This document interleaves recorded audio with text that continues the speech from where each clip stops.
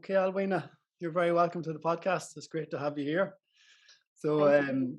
just maybe to let the listeners know who you are and some of the things that you do. Would you mind just giving a short introduction just about you and your work? Yeah, I suppose it all started when I trained as a PE teacher. So I've always been interested in sports and PE. But I ended up having an accident and a car accident and broke my neck and back. And so I trained to teach 11 to 18-year-olds, but because of and teach PE. But because of the car accident, I ended up teaching 5 to 11-year-olds, and I taught for 23 years. But I never really trained to teach reading or young children. So, like most of us, we do what we're good at. So I was good at teaching PE. So what I used to do was teach a lot of, nearly every single day, I would do PE with the class. And and the children did well with me, considering I hadn't had that specific training for teaching early years.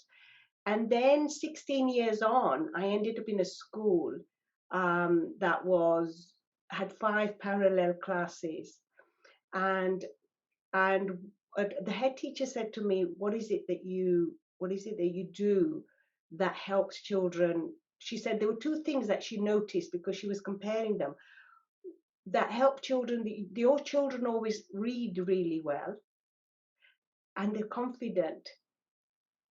And so I thought, what is it that I do? Because I don't spend a lot of time teaching them to read. I'm not actually that good. And then I said, well, I do a lot of PE.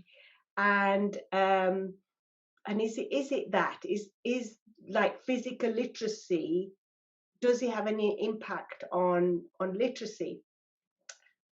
So that was one aspect. So I had got this question asked. Uh, Another aspect was my own son was very, very intelligent, but moved around a lot, was always getting in trouble, didn't seem to achieve his full potential. The report said could do better, doesn't concentrate, blah, blah, blah, blah, blah. So I was trying to work out what was going on with him as well. Why wasn't he? Because I knew he was really, really bright. And at the same time, at that time, I had another boy in my class called Mohsin. And Mohsin was a really intelligent boy, really intelligent, but he couldn't hold a pencil properly. So he wrote really lightly and it took him a long time to write. And he was really intelligent. And so I thought, my God, this boy can't put down on paper what is in his head.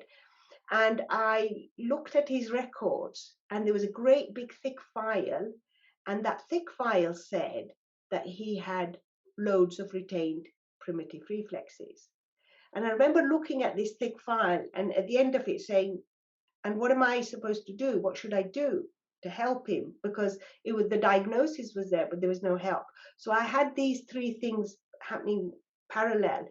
But it was my son who spurred me on, because I was on a kinesiology course, and he was 15, and he on that day I was on that course, I happened to be sitting next to a lady who really knew about primitive reflexes and was working with them.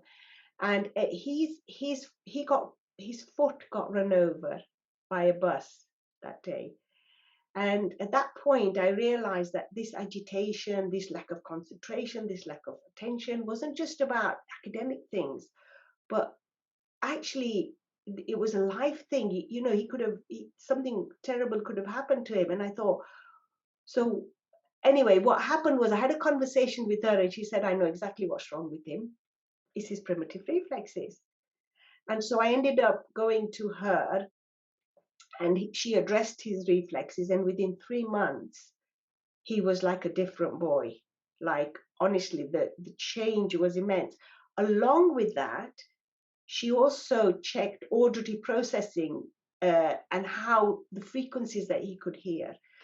And she said to me, if you there are some frequencies he can't hear that are high frequencies, and he will be prone to depression if you don't add this frequency. And I thought, oh my God, how is that possible? But then she showed me other charts where, because of the different frequencies that people can't hear, she said you can chart and see what kind of illnesses they can have.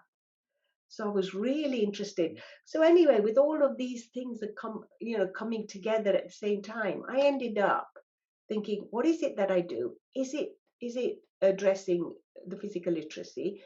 Obviously, addressing primitive reflexes addresses physical literacy. Is it that? And I ended up doing PhD research to see if movement, addressing primitive reflexes and physical literacy, and sound therapy addressing auditory processing would help a child to learn. And boom. I, I was led to. I kind of was led to it. I was never planned it. Brilliant. And just in terms of just in case some people don't know, first of all, what physical literacy is, what primitive reflexes are, could you just give a little bit of a brief explanation Yeah. So of physical those? literacy is your ability to move your body. Okay, makes sense. But actually, when you think about it, it's like we are this energy being or this brain in this body in a shell. It's like a car. It's how you're able to drive your body and whether you have complete control of it. And you can do a certain sequence and simple things like just moving your arm, then your leg, your arm, simple things, but to be able to sequence your body. And if you're not able to control your physical literacy, if your physical literacy is poor, if you're not able to do these simple things that you should be able to do, then that translates into abstract sequencing. So, for instance, the ability to learn times table is linked in with the ability to sequence, because the timetable is just a sequence, isn't it? So, if you can sequence your body concretely, that has an impact on the ability to abstractly sequence. So, that's physical literacy, is how comfortable you're in your body. And it's very much linked in with balance, because we as humans are the only animal that are upright, and so we're constantly fighting gravity. So if our balance is poor because our physical literacy is poor, then just we're upright and we don't feel safe. We don't feel safe at all. And so we lack that confidence in ourselves and our ability to move around. And how I saw that was many years later, after the research, my second husband had a stroke, and he had a stroke around the cerebellum area. And one of the things that he lost was his sense of balance. And he was a confident man, and he suddenly became really like timid. And every time he stood up, it was like he was in fear. And it was interesting, when we sorted out the balance again, the confidence returned. So it was so interesting. So the ability to balance is part of physical literacy, and it impacts in ways that you have no idea. For example, I had an 11-year-old. I was teaching an 11-year-old who used to be afraid of coming across a road bridge. Well, a road bridge is, stable, Yeah. and his father had to bring him across the bridge. And I thought to myself, wow, because he's going to go to high school, and imagine if his father's having to walk him to school. So all I did with him was teach him to do jumps of little blocks of, in PE. And what I was doing was addressing his balance while he was doing PE. And once he got confident, he was able to walk across the bridge. So basically, there was an innate part of him that thought, oh, this is not safe for me because my balance is poor. So that's physical literacy. But physical literacy is affected by primitive reflexes. Primitive reflexes are there from the beginning, from 0 to about 1.5, to make sure we survive. So they're like angels in the early years because they're helpers. But if they're not integrated, they're like rascals. So if I can give you one example, the moral reflex is there at the time of birth, should integrate very quickly, because when the baby comes through, the nature mother nature doesn't want baby to be all sloppy and taking long deep breaths. Wants the baby alert to see, hear, and take short breaths so that the breathing mechanism kicks in very quickly. So mother nature is making sure that this baby comes out, it's going to breathe, which is brilliant. And then everything, and that reflex is integrated through certain specific movements that all children do. But if that's not, that movement isn't allowed, that reflex doesn't get integrated. Now this child will be in high alert. Everything will be like always in this fight and flight system, which means that he can hear too much, he can see too much, he can feel too much, and everything is just going, and he can't focus, because if you're in fight and flight, the eyes work on a peripheral way. So they keep scanning to see, is everything okay? Is everything okay? And what does a teacher always say? Look at me, focus. But the eyes are actually saying, no, no, no, because I need to make sure everything around me is okay. If he hears a pencil drop behind him, he'll be like looking at the pencil, making sure it's not an attack, by which time he's lost the thread of what the teacher is saying, and now he's like, behind. So these reflexes are key to survival, and if they're not integrated, they can cause huge, and there's loads of reflexes. Yeah. Yeah. Quite a comprehensive explanation. Yeah. Well, There's a lot in it. It's comprehensive, and it affects Yeah. every single part. Yeah. And from addressing it, from the research you've done, and that you had to integrate that with your own son as well. And actually myself, because what happened when I had that car, so this is, sometimes they can pop up again. Yeah. When you've had a trauma. So when I had my car accident, my primitive reflex, my moral reflex kicked in. So as an adult, how you see it is that you're not very flexible, and you are constantly, because you're in fight and flight, you need to know where everything is. You don't delegate, because if you delegate to somebody, you don't know what they've done. You want to know exactly where everything is. So when you have a child, and then when I had a child, it was like double fight and flight, double. I was scanning for myself all the time and scanning for him. So I remember the first time he slept through the night, I thought, oh my God, is he all right? Is he breathing? You're in this kind of tense. Yeah. And then the child feels it as well, because you're constantly watching out for them, because you're watching out for yourself. And I was 37 when that reflex was integrated, because you can do specific exercises, and you can use kinesiology to integrate it. And I was like a different person, because I used to think, why are all these mums so calm and relaxed, and why the baby's so calm and relaxed? But because I was hyper, my baby was hyper, so he was the one that became hyper and had the issues. Yeah. And what tangible, other than just feeling relaxed, what differences did you feel when that reflex was integrated? Well, first of all, I could delegate. I didn't need to know where everything was at all times. I could relax in terms of, I could sit down, because I could be up in the morning and I just keep going all day, all day, all day, all day. My sleep becomes better, because I wasn't like sleeping, if it's like you're in a war-torn zone, so you're like listening with one ear. I just became a more relaxed person, uh, and that changed everything, because it helped. So my two others, I had two more sons after that, were not like him, because I was a relaxed parent, more relaxed with them. Yeah. So the power's in the parent. Yeah. Look after yourself, sort yourself out. Or you Absolutely. pass it on. Brilliant. And just going back to that, to your accident, if you don't mind, just for a moment. Correct me if I'm wrong. You to spend a time in traction. Was that correct? Yes. Um, so, it, I mean, I have to say that it was one of the best things that happened to me, Why, really. why so, Uh, Alweena?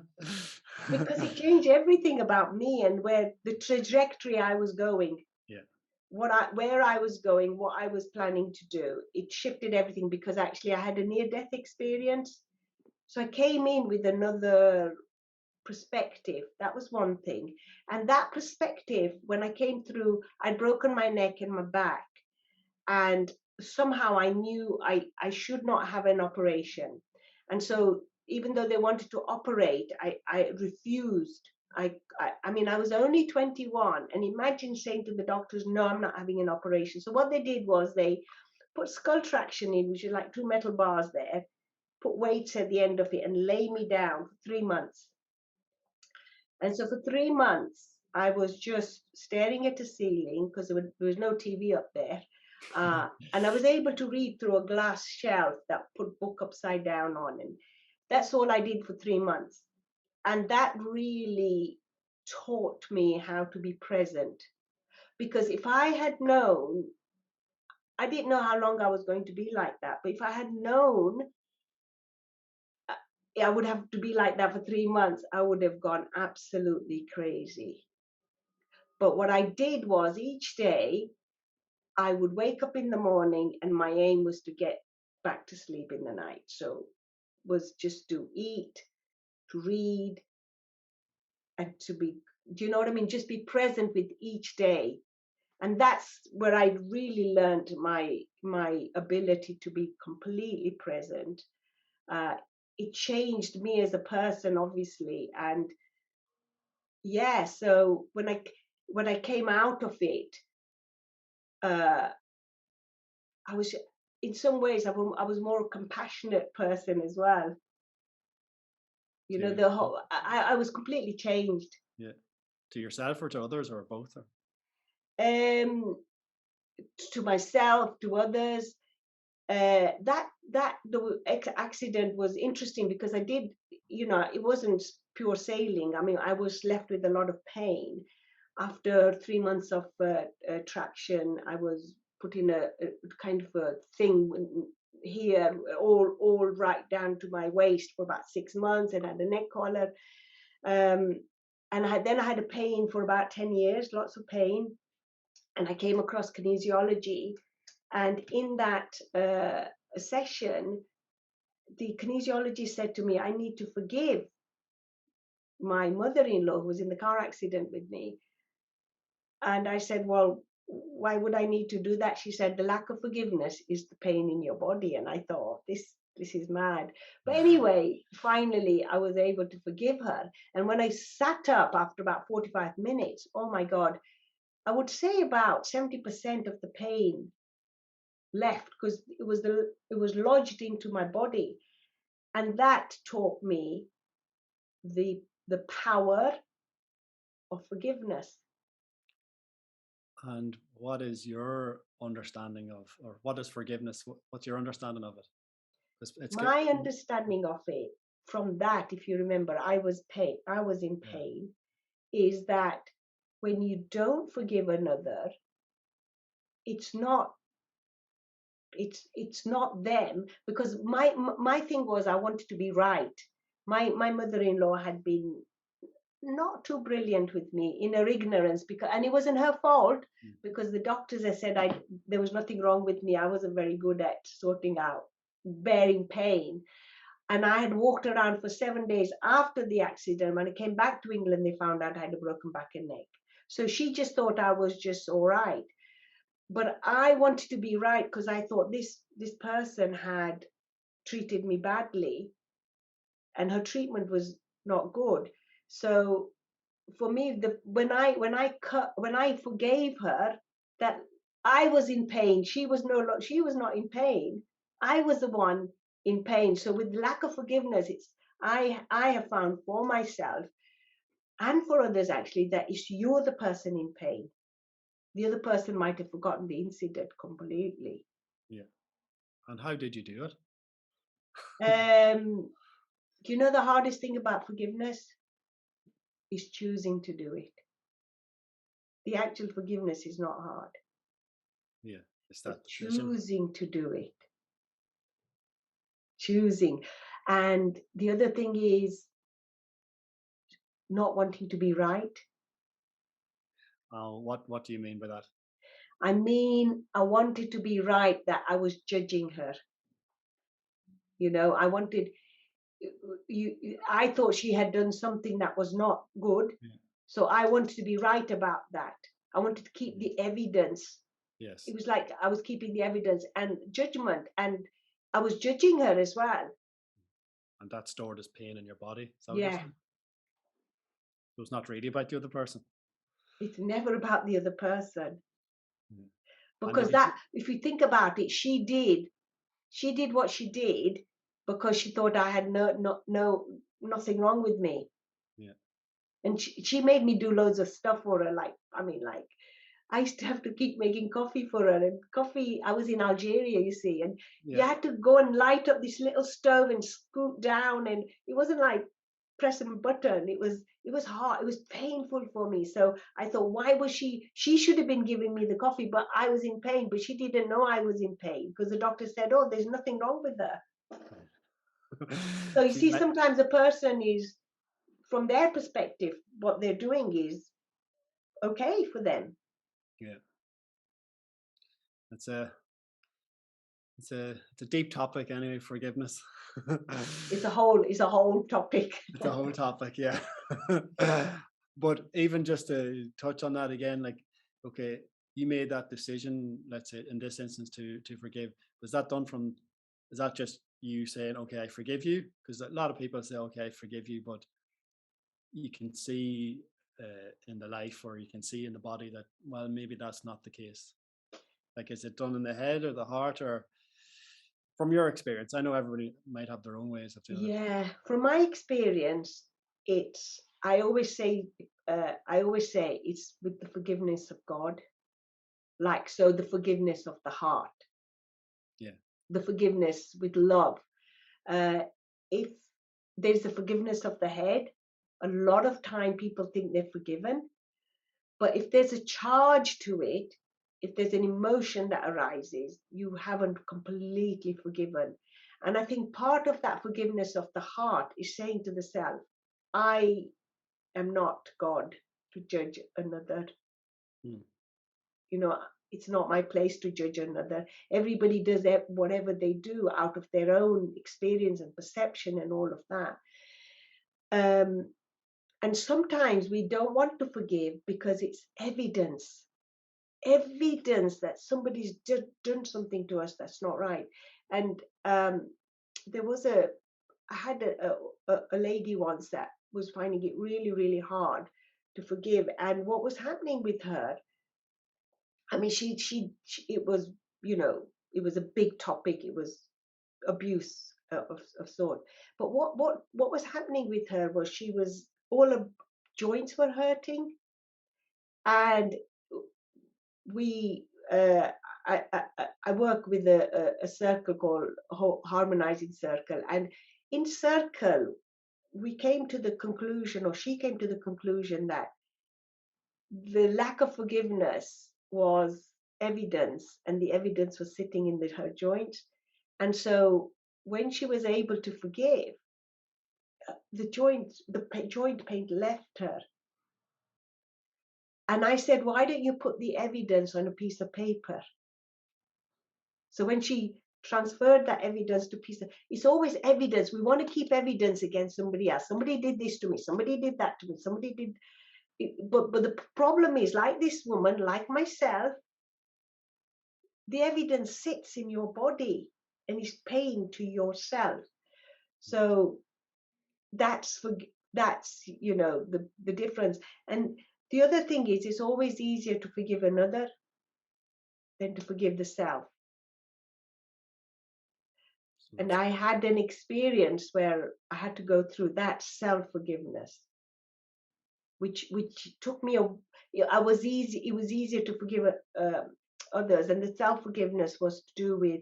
I thought I'd caused the death of my brother because I'd lent him a car, it wasn't insured, and all of this kind of thing.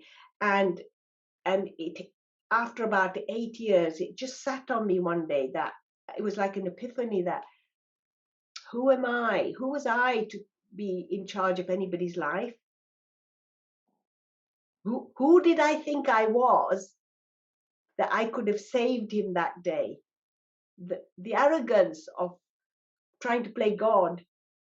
Yeah. And that allowed me to forgive myself. I thought that was his destiny, that was written, that was his soul journey, or whatever. Who was I to think that I could have changed that? So you're allowing Um, that person, or you're giving that person the responsibility for their own actions to a degree, yeah, and obviously taking responsibility for your own. yeah. Uh, Yeah. So does, from your perspective, does because forgiveness can be quite a, I think, a very controversial topic for some people, particularly, let's say, in case of abuse and things like that. Are you saying that it's you're okay, you're forgiving that person, you're forgiving yourself, but are you condoning that action, or is it more the your perception, or your emotional residue around that? You're freeing yourself. You're letting go of the charge. You're not Yeah, saying that what that yeah, person did was right. yeah, An action is an action. yeah, What that person did was not right, but you're letting go of the charge. You're letting go of the angst. You're freeing yourself because maybe that person is not even thinking about it. This lady that I was talking about, it was the pain she was getting was because her partner had abused her daughter.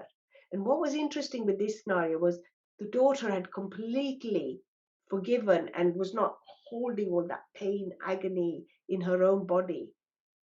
But obviously the mother was, because there's a part of her made thinking, I could have, perhaps I could have, I don't know, I missed something or something. So she was holding it as evidence. So that was very interesting that the person who had the actual situation was able to, and she was a young girl, but my God, she was completely free of that, yeah, of the ball and chain of that thing that was happening. It was just amazing to see that she freed herself. It's all forgiveness is always about freeing yourself. yeah, yeah. So we could talk all day about it. That's And worth doing, isn't it? Freeing yourself. absolutely, from ourselves, Yeah. and that, if that forms like a substantial part of the training that you do with practitioners. Like you have a school, a college, you train. Yeah, so when I ended up doing that research Yeah, and found that actually, sorting out auditory processing and uh, sorting out primitive reflexes really helps children to learn, yeah, I thought I can't stay in teaching because now I know a truth. And so I went on to run a center called the Child Center and helped loads of children individually. But then there were too many children, and there were loads of children that were helped. And so I ended up putting down a method called the Child Center method, which is using all the different techniques I'd learned, and I train people to use those techniques and that method. But part of that is this the process of forgiveness as well, because it's all about self-development. Because what we're trying to do is attune these children to their full potential. But yeah, to do that in the child center method, we have to the practitioner has to attune themselves to their full potential, and that's by developing. Part of that is not forgiveness, but it's actually a technique called Ho'oponopono, transmuting stuff. And so, yeah, it's a whole method and a whole way of being, so that if you attune to your own full potential, then you're able to help others attune to their full potential. yeah. You're opening that space, Yeah, so you're walking your talk, so to speak. absolutely. Yeah. Yeah, Being it, you're shining the light on you go and switch a light on, that light is for you, but it shines on the other as well. So you know, being the truth of what you're trying to do, really. Yeah. And have you noticed that from your own perspective, like when you're doing work, it's, let's just say when you walk your talk, of course you have to do the work and all that, but it flows a lot easier. Yeah, Find yourself. and it's also quicker. It is just like if you put the light on for yourself and another person walks in, the light is on for them as well. So the resonance of the frequency of what I carry, or the resonance of what Yeah. I carry, helps another, because the resonance always lifts up to the highest frequency. It's not the other way around. Yeah. So it's just, if you are being that resonance and that frequency, people feel that and sense that, and you can lift that up. And that's why the circle work, the Ho'oponopono harmonizing circle, works like that. You work in a group, and the lowest resonance is lifted up through the highest frequency. So I think in psychological speak, it's it's the mirror neurons, where the you're okay. mirror neurons, like, so you're reflecting back. And let's say if you're happy, if you're the person who's happy and the most dominant in that environment, is reflecting that back to, let's say, the person in front of them, and then they're more likely to come on board, so to speak, Yeah, or absorb that. But when you're, as you say, when you're in that state, or that emotional or mental state, you can bring that person to that place more readily. Doesn't mean obviously it always absolutely. happens, but Yeah, as you said, it's just bringing up that frequency. Or yeah. And that I had to practice that with my second son, because he had has has bipolar, and he sometimes he could sink into this really dark space, and I and his dad would kind of jump into the dark space with him. So it was like being a companion. But the problem with his dad was that he would then feel all the pain in his own body. So he started getting depressed. And I remember one time saying to his dad, look, it's like he's in a deep, dark well. And if you jump in with him, you're keeping him company in that deep, dark well. But I'm up here and I'm saying, look, come here. Come here. This is where you need to be. I said, if you come and stand with me, he will want to come there. And the interesting thing was that my son said to me at one, this was previously, he said, that hook that you're holding me up with, you know you're not strong enough to hold me up. He said, let go of that, because you're not strong enough. And that's what made me jump out of that dark place and stand at the top and say, here I am, here I am. So it's like that. It's like the light. The light is always stronger than dark. I really do believe that.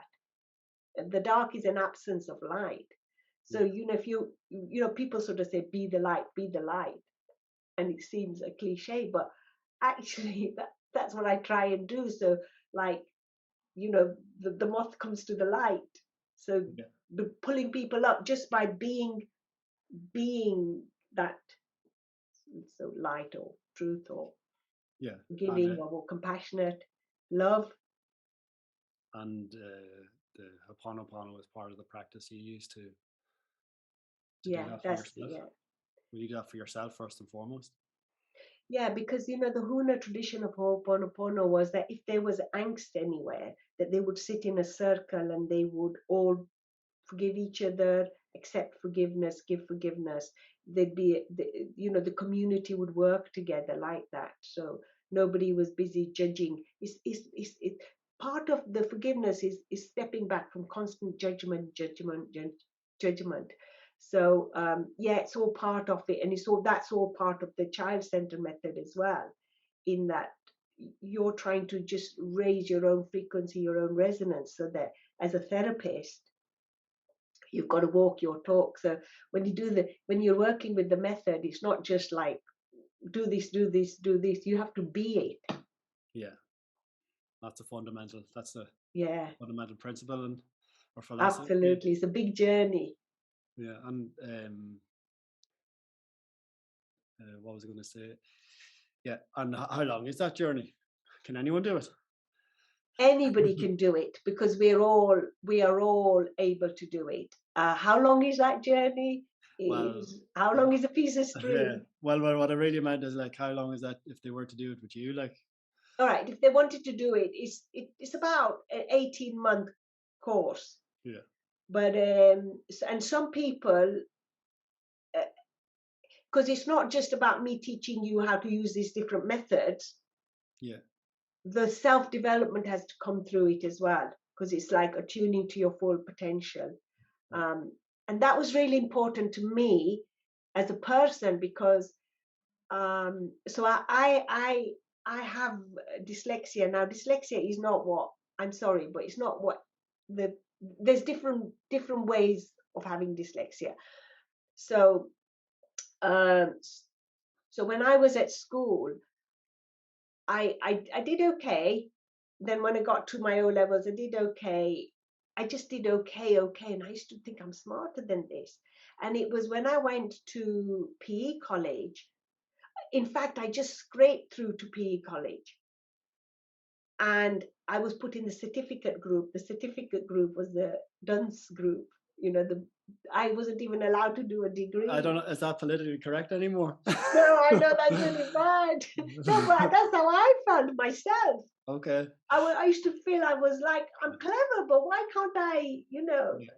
Yeah, that's not clear. But anyway, um, it was the C group. And it was certificate group, it was a C group. Um, anyway, after a year of being at PE college, and I was doing all this movement, after that 1 year, at the end of the year, I did so well. They said, we're moving you to the D group, the degree group. Yeah. It was actually higher. Yeah. So that was my first encounter with how you develop your physical literacy and your brain kicks in. So the only And you thing know you did what? different, sorry to Sorry. interrupt, but the only thing you did differently there was you were moving more, I as was in, doing all of the different sports, swimming, dance, national dance. I was developing my physical yeah, literacy. And do you know what? I had gone in with as a C, like the lower achiever, and I left as one of the top achievers. And in fact, uh, I nearly got first class degree, and the only reason missed out by 1%, and the only reason I didn't get my degree as I should have, as a first class degree, was my brother just died in a car accident. So I was not able to really yeah, revise and stuff, but I still did well enough to just miss out from first class. So imagine my journey for 4 years, and all that was developing my physical literacy. So that happened to me personally. yes, So my form, and this lack of physical literacy can also show up as a dyslexia, because if you have poor balance, that can affect the way the head sits on the body and the way the eyes work, and so you don't read as well, etc. Anyway, my form of dyslexia is a different way, where I'm very right brained, and I don't like little details, and so schools are very detailed, and so that was why it was hard for me to learn. But when I got to age 46, I really wanted to challenge myself, and it went. And so this part of this research, the PhD, was to achieve my full potential. And I remember my ex-husband saying to me, "Well, you're doing all this research. Why don't you, um, you know, do something concrete like a PhD?" And I said, "Oh, I don't think I can do it." And I remember him saying to me, "So you are trying to get children to achieve their full potential, but you're not ready to achieve your full potential." And I thought, right, I'll show him. So challenge accepted. yeah, so it's, any, so I am labeled a dyslexic, but look at what I was able to achieve, and anybody can achieve it. It's just motivation. I was highly motivated because of my son, but motivation and focus. Yeah. um, so and a willingness to let go of programs. What do you Now, mean I by had to let go of the program of I'm not good enough. Because I'm not good enough to do a PhD. I had to yeah. let go of that program. And do you feel that, or do you think that because of dyslexia and all the rest of that, it affected your thinking, your self-esteem, what you would or would not do in life? Well, my Mhm. dyslexia is one of my biggest gifts because I can see the big picture. Yeah, Okay, I can't see all the little details, but I can see the big picture. So that is what enabled me to develop a method to look at, oh, put this together, put this together, put this together. And then I've got this great, big, fabulous method using science and energy work and movement. yeah, And okay, in my manuals, you might find a couple of spelling mistakes and stuff like that. But my brain doesn't like to focus on the little yeah, stuff. It likes the big picture. So actually, I had to. But you're right. I had to. I had to embrace it and yeah, say, does it really matter if I'm not that brilliant at spelling? And that I write sometimes as if another person can read my mind. yeah, Does it really matter? yeah, And so from my own journey, I did actually go and lecture for 3 years to teachers because of to look at diversity and to look at children and look at their strengths and focus on their strengths yeah, rather than. So dyslexia is you're a very right brain person, so schools are very left brain. And I saw that with my three boys because I had two, the eldest and the second one were very right brained. So a right brain person is like, they need to know that you're building a house. But schools would start by brick, by brick, by brick, brick, and then they'd say, oh, that's a house. Well, if you told me if it was a house, I could have focused on it better. yeah, Whereas my youngest son was left brain. So it doesn't matter. He could sit and look brick, brick, brick, brick, brick. Oh, that's built into a house. And so they classified him as a high achiever. But he wasn't a high achiever. He just could function in the way schools teach. yeah. So And the basically, other two were as bright as him. yeah. So it's just it's everyone basically everyone learns differently, and these things like dyslexia and all the rest. It's a I think it's Richard Bandler says, learning differences. We learn Yes. Yeah, differently. reordered. They're not disordered, they're reordered. Yeah, And I remember when I was lecturing about focusing on children's achievements rather than what they can't do. And it was to teachers, and I was talking, and suddenly the whole lecture was about focus on what children can do. And this young lady said, "Oh, you got a spelling mistake there." And I just stood there for ages, and I said, "That's because I'm dyslexic." I think the whole group got the point of it. yeah, So yeah, if you explain to a child with dyslexia how they work and how they function, of course they do need to read. But if you sort out physical literacy, you sort out balance, you sort out their primitive reflexes. As I said, I never had problem teaching children to read. Bring me a child who can't read, and I can. sort them out. By movement, by not doing more Yeah, reading, you don't do more of what you can't do. You fix the underlying issue, which is physical literacy. Physical literacy impacts literacy. yeah, it works.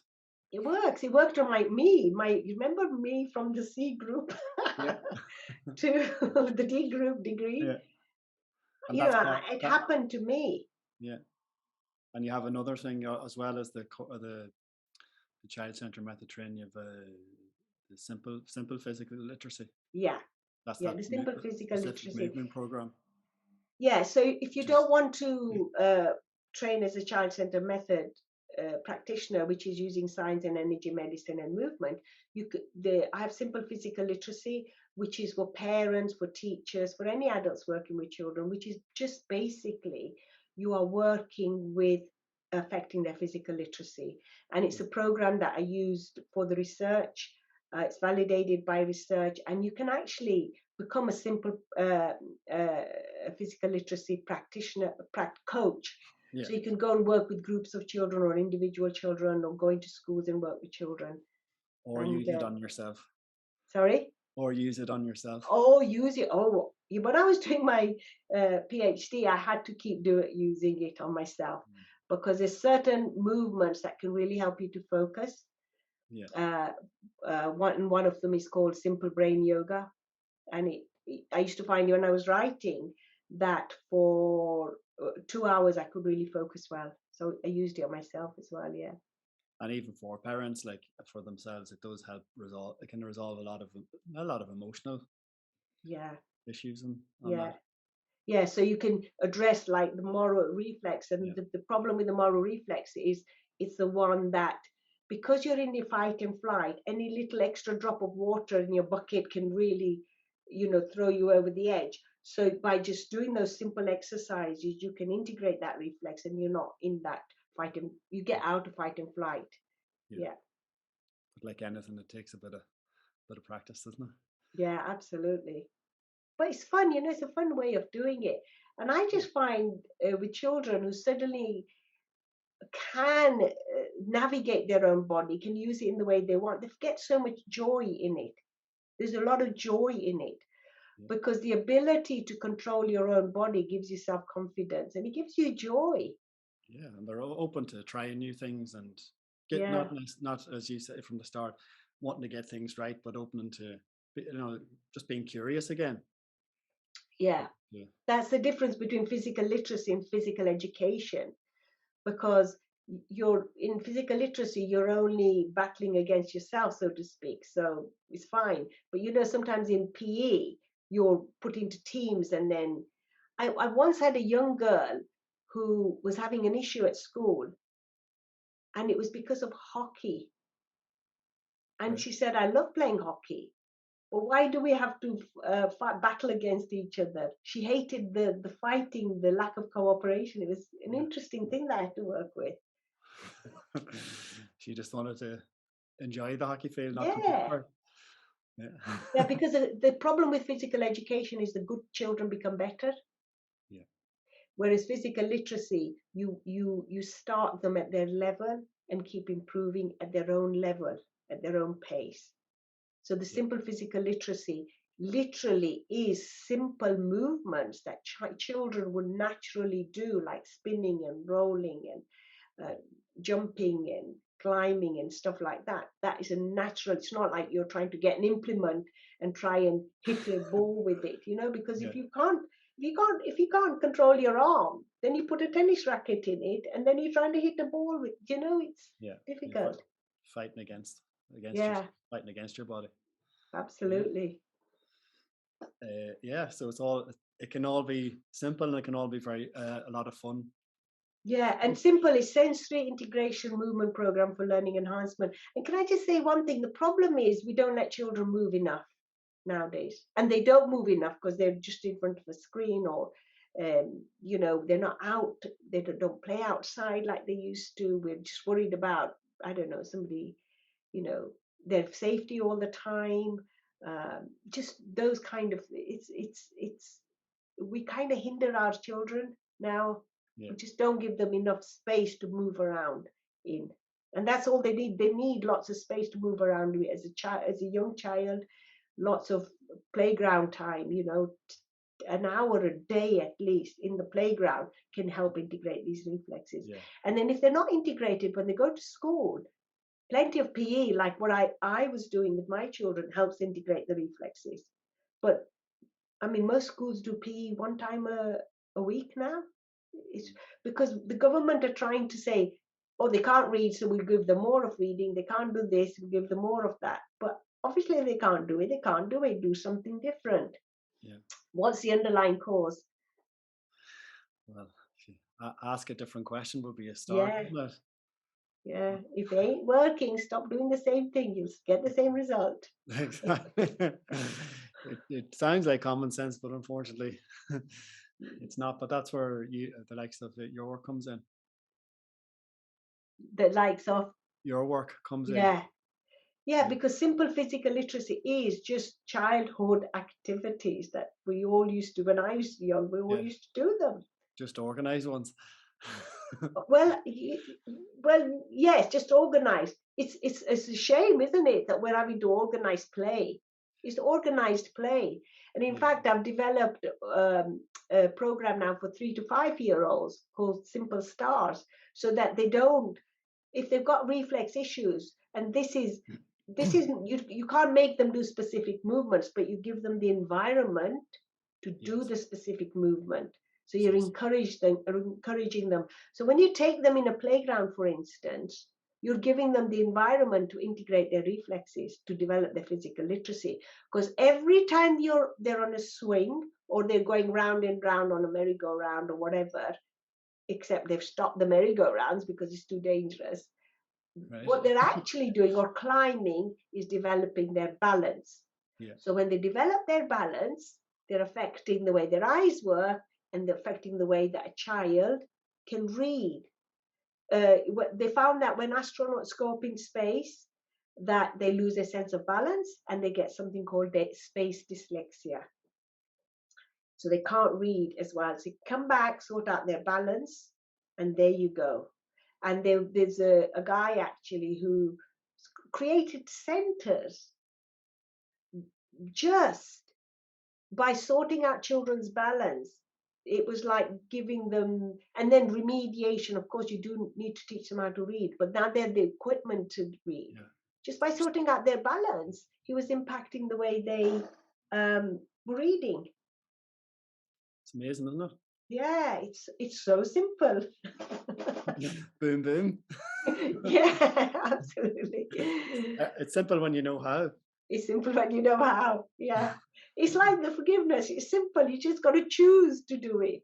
It Exactly. is, honestly, it's all to do with choice. And choice is the only thing we really have in life. But we got to know we got that we got to know that choice is available. Yeah. I mean, Or give even ourselves a when we choose to think a thought, do you know there's a split second of choice before we start thinking that thought, where we can actually let the thought go. But once we start thinking it, we can't let it go. So there is a split second. That's what meditation is about. Split second where a thought comes in and you choose not to think it. Do you know you can choose not to think a thought? A lot of people don't know that. Try it. how do you choose not to think a thought? Pardon? How do you choose not to think a thought? I teach meditation to children, Yeah. and this is what I tell them, and they're so brilliant at it. So I say, when the thought comes in, because thoughts float in all the time. Yeah. You can't stop thoughts. We're supposed to have thoughts. So I just say to them, when the thought comes in, put it in a little bubble and burst it. And my God, these 6, 7 year olds are so good at doing that. Is if you can find that just little gap, Yeah. it's that first gap, and slowly you can start extending the gap. But there is a moment of choice where you choose to think it. If you don't choose quick enough, it's in, and then you gotta think it.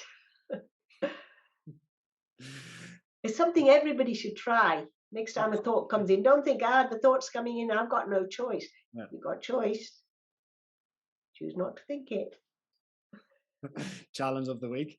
Challenge of the week, that's it. Yeah, see if in 7 days there's one thought that comes in and you choose not to think it and you didn't think it. Boom. And that's how you build up that mental muscle. Like, and there are other ways other than the bubble, but like it's finding out what works, isn't it? Yeah, bubble or disperse it like a cloud. Yeah. Or just say to yourself, I'm not choosing. I've chosen not to think it. Yeah. Is that you? But you've developed quite a. Let me see. Do you think that requires, or because you've? Sorry, my thoughts are all jumbled here. Is that because, like, could you? People might say, like, well, that's because you've got great mental strength.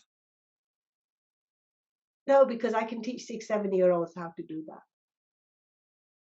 Yeah, so it's good. It's not, you're not doing it from, being really forceful with it. It's No. Yeah. No, honestly. Cool. In fact, I remember I was at a wedding and a brain surgeon spoke to me about meditation and said, I've tried it, it doesn't work. And I sat with him in this big foyer, and he managed to do it. Managed to do it for a short time, and he said, "Wow, it was the first time." I would get any. I'd love to get somebody who thinks they can't do that, and I love working with them. Say, yeah, okay, let's see. Yeah. Is it true? Part of that is also what we talked about earlier. Because I hold that frequency, that really helps as well. But choice is the biggest thing that we have in this world. I mean, when I had my near-death experience, I had choice to go. And Really, what made you choose to stay, so to speak, or even what to made me yeah, choose to stay was interesting because an 8-year-old girl asked me that one time. What made me choose to stay was, I'm sorry, but there was no big tunnel or light or anything. There was just a sense that I yeah, could go or stay. Was my brother had just died 8 months earlier, and I thought, this is too much for my parents. And the next thing, I'm back in my body because I could see my body, and they'd already said their prayer.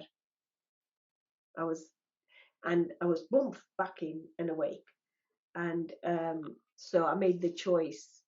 And so that was it's in an unconscious state, so to speak. actually we're in an unconscious Yeah. state now. We're in a conscious state. Yeah. But You then know, moving into like when okay, you're back into your body, and then that extended period of time, like did it just go from okay, I'm going to make the most of this, or did you go through like did you get pissed off? Did you get frustrated? Like what was that tipping point that you said, okay, I'm I going was to just glad I was alive again. fair enough. Is that simple? No, I Like tell you, do you know what it was? Actually, it wasn't that, because you know what, the little girl who asked me that question, she said, "But why did you come back? It's nicer on the other side." yeah, She knew. Anyway, no, I'll tell you what it was. My tipping point. My mother was disabled at the age of 30. She couldn't move her arm or legs and use them, move them. Yes, she could, but she couldn't use them. And so when I had this massive car accident, and all my body, I could move everything, I was delighted, and I was going to make the most of it.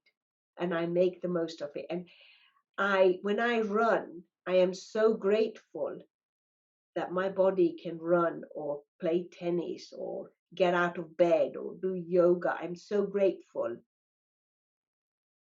I was so grateful that all of my body parts could be used. That was a tipping point. I was just grateful. brilliant. So we don't need to have a car accident to be grateful, do we? Nope, That our body can move. absolutely. Yeah.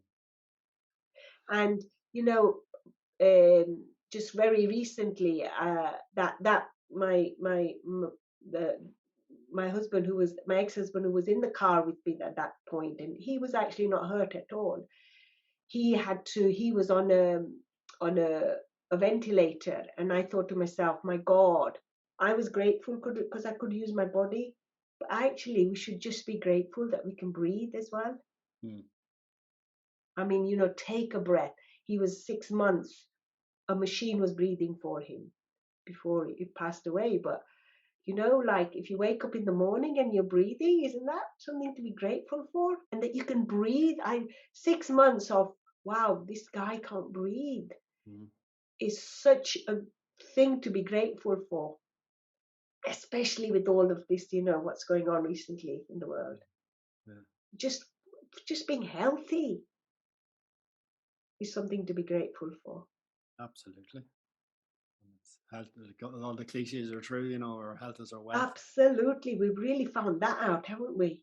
Yeah, yeah. Just and that, well, my sense is that gratitude you speak of, like it's not, again, it's not intellectual. It's not going and say I am grateful, but it's something it's more than just in your head. You're feeling it in your body.